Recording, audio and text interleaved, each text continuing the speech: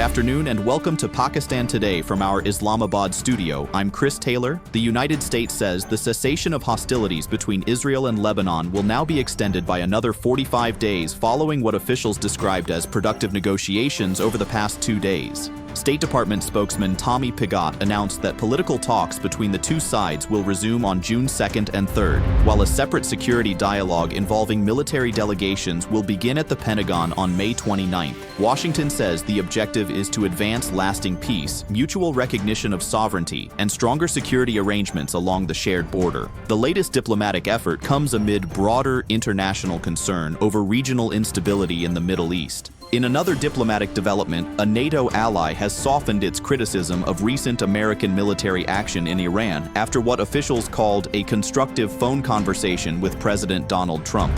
The country had earlier strongly condemned Washington's operation but has now signaled support for continued engagement with the United States. Analysts say the shift reflects ongoing efforts among Western allies to contain tensions surrounding the Iran conflict and maintain diplomatic coordination during a sensitive period for regional security.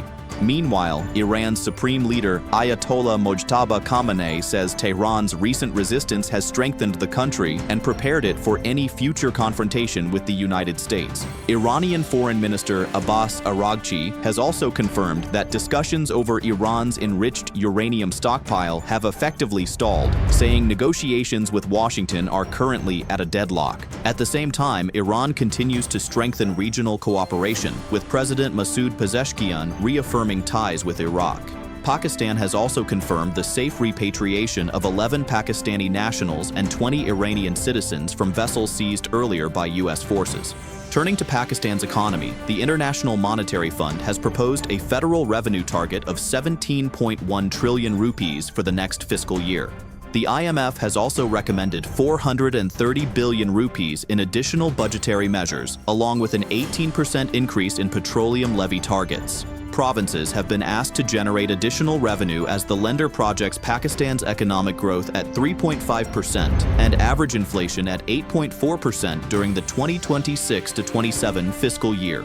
The IMF has further recommended raising Benazir income support program payments to 18,000 rupees, citing continued economic vulnerability affecting nearly 40% of the population. For more on the economic outlook and fiscal discussions, we go to our Islamabad correspondent Sarah William. Thank you, Chris. Officials involved in budget consultations say negotiations between Pakistan and the IMF are entering a critical phase ahead of the new fiscal year.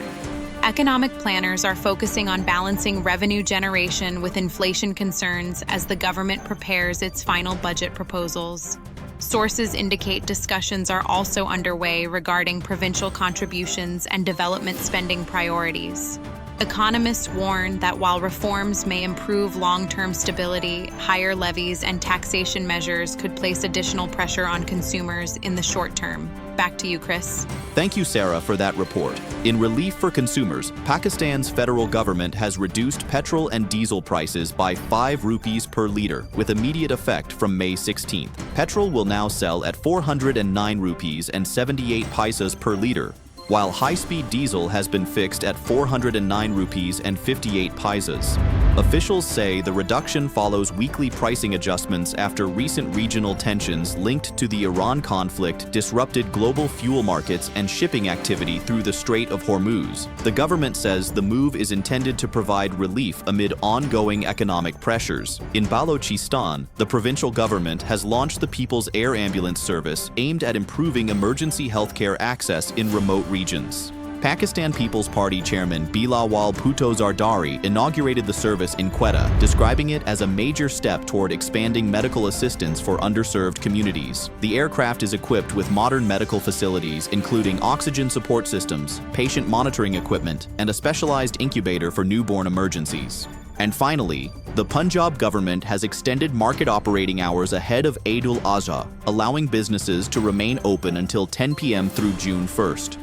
Officials say the decision was taken following requests from traders to accommodate increased shopping activity during the festive season.